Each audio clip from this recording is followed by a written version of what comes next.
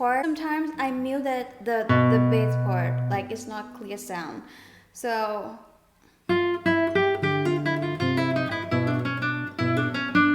you see, because I feel like I don't press it in the right spot.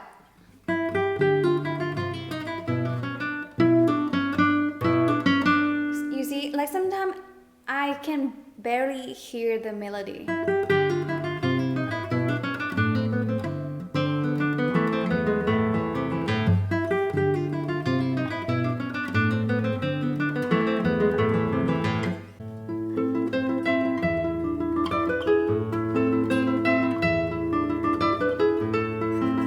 This one is quite strange right hand pattern as well. Look at this one.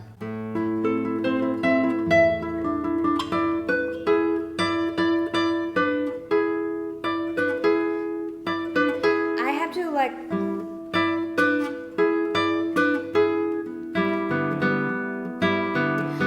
practice my right hand pattern to get used to that. You know, like, so the first interval is the first string and the third string, right? And then this one with the second string with the fourth string, okay? The last one is the second and the third.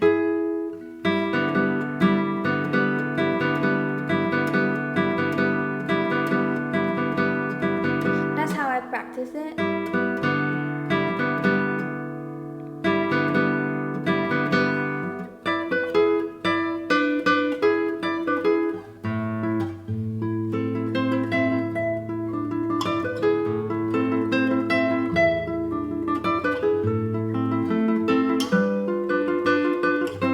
I feel like a lot of Aguado's works, he has pretty intense about arpeggios, about the, the pattern of the chord. It's really tonal music, I would say, and it's like you have to have like a certain pattern of your left hand and also right hand too.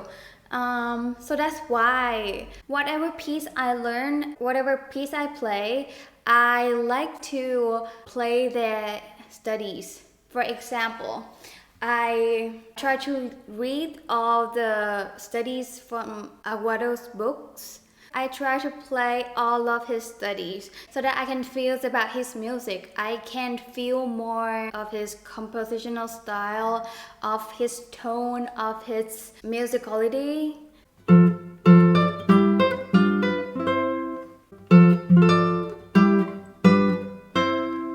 See, and this is one of them. In this rondo, he constantly put all of the arpeggios like this throughout the song. So this piece required a lot of strength in your left hand also. You have to be able to move fast. You have to be able to, praise all the pattern, even if it's a little bit stretchy. And also, at the same time, you have to be fast and you have to play legato. But if you practice it, everybody knows that you don't need to practice that fast. And that's not the way out. The way out is just like practice slow until you can move naturally, until you have the picture where you want to go, until you have the sound where you want to sound, So that's why practice slowly, it's more helpful than practice fast. Because in the first stage, you have to get used to that. You have to study about the piece. You have to study about yourself. And then you just have to combine it together until you two get along naturally. Practicing slow, it's effective. Sometimes I tend to press my finger in the wrong way, so the sound is not coming out good. So, because this is a very narrow space for my fingers, and also because of the phrasing of this part, that you need to play it really gentle, because in the music it's a piano, but before it's forte, then piano.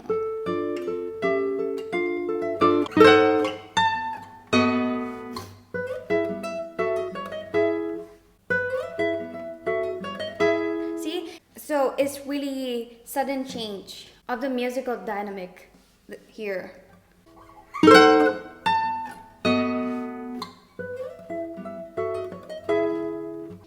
also this one too. This part need to be played in a really, for me, in a really cute way, in a really soft, gentle way, you know, because before it's this one.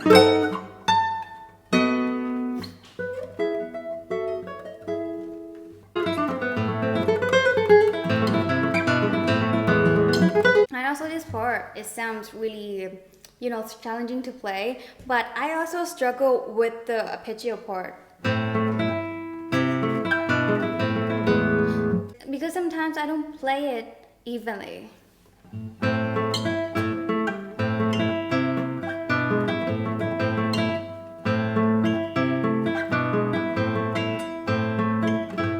And also my left hand, it doesn't like press it in the right chord. So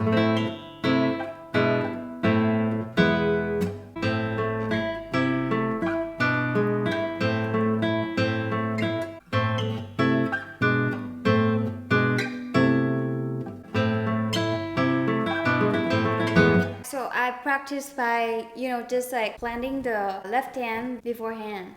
Like, you know, because in the last note of the previous chord, I have to have the left hand prepared for the next chord already.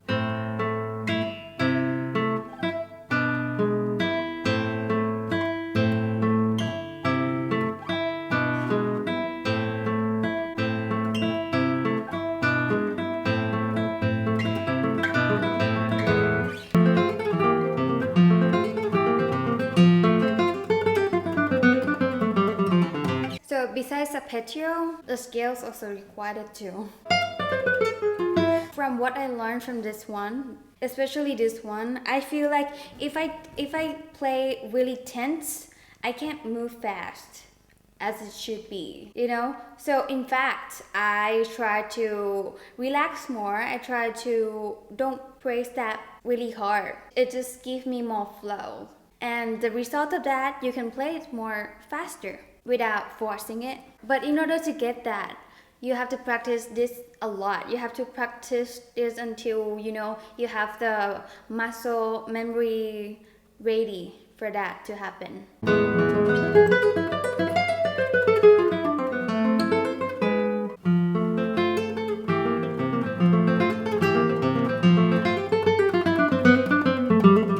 So as you can see that there's a lot of arpeggios in this piece. Whenever I feel like I need more arpeggio studies, I just go through Aguado's book. For example, in his exercise, I feel like this study is helped a lot. Etude number 2 in G, this one.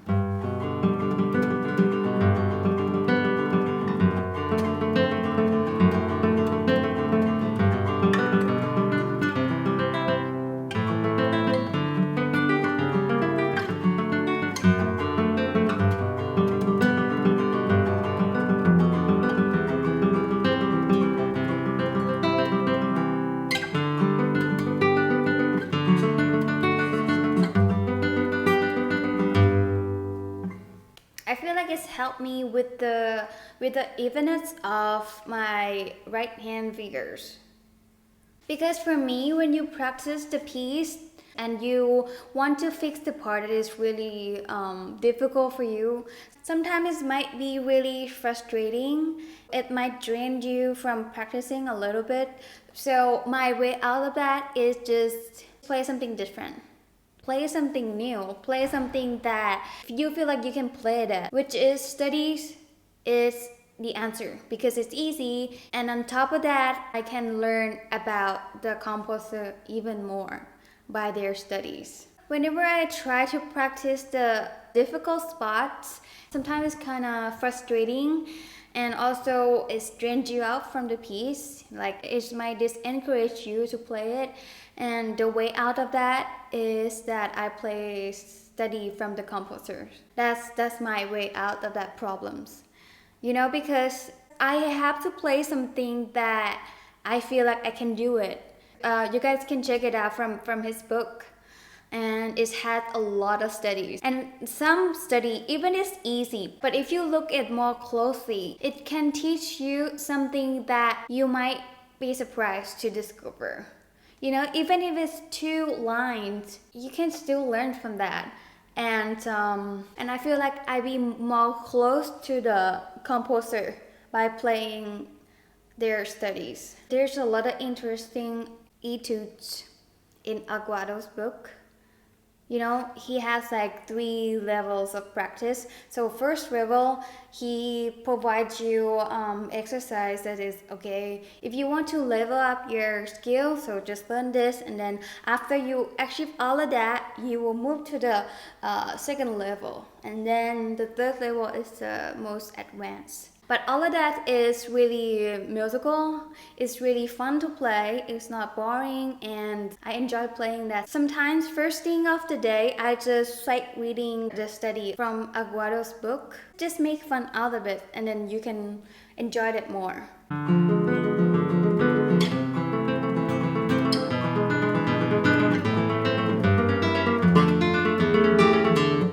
And this part, sometimes I tend to play it not really dynamic evenly. Like sometimes the trebles, it's more loud than this, and I want it to be evenly because you can build it up at the end. If I play one arpeggio and it's not really evenly, like you know the dynamic of the sound, it's not gonna sound like this. It's gonna sound like this, you know? I don't prefer that. I had to play it in a really evenly articulation in each arpeggio.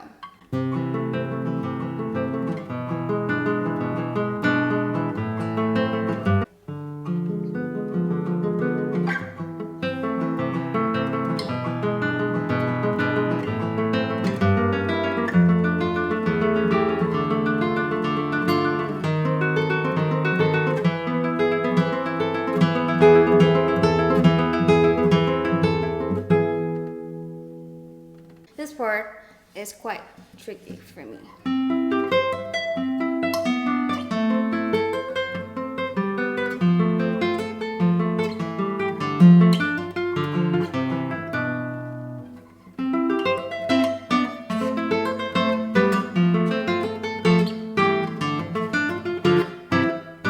So I just play it as a chord because you have to put all your fingers at the same time.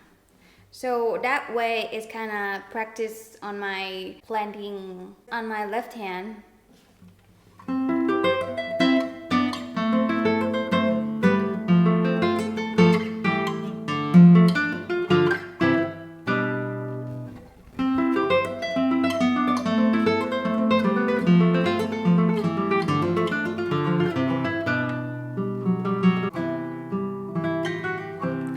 And it comes to the soft part.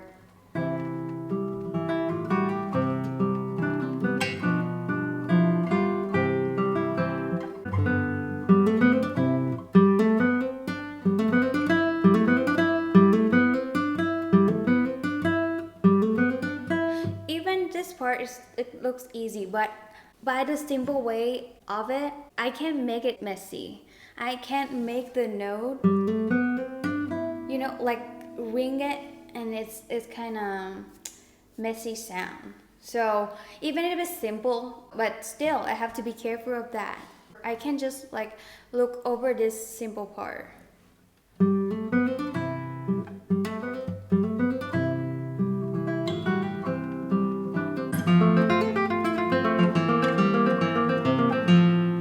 This passage has some possibilities to play it. For example, I choose to play,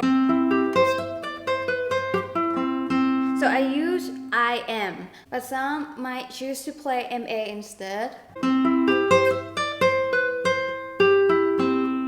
You know, some people, their finger, it's more of that fingerings. So this type of fingerings is depends on people because our hands is different. So my fingering, it might easy for some people.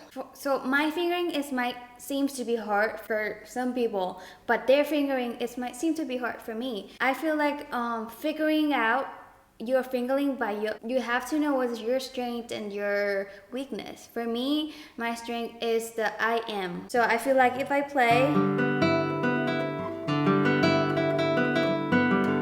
it just more, I just feel more flow than MA like this. So that's the way you find out. And also if I get tired of my left hand, I just practice only my right hand.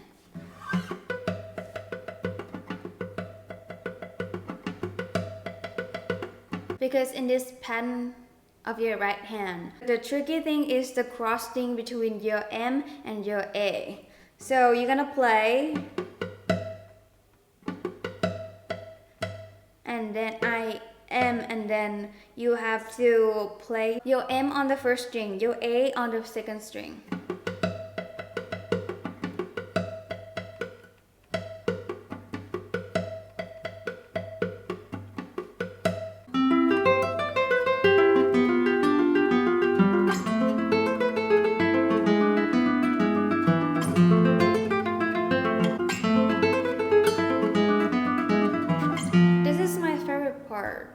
But also is quite tricky, difficult, but I feel I enjoy playing it, and yeah, I don't know, I feel fun by playing. So but what I don't like is that I play in a really deep position, and which is really hard to build the sound here.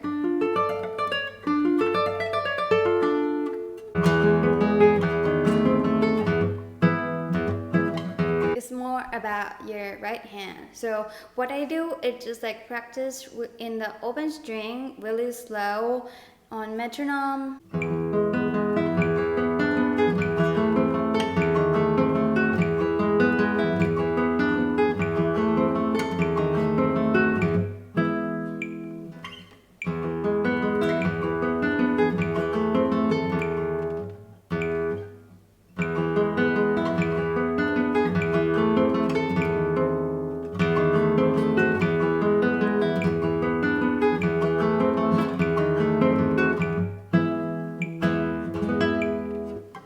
And that is how I practice Rondo Aguado. So if you guys play this before, you can share how you practice this piece.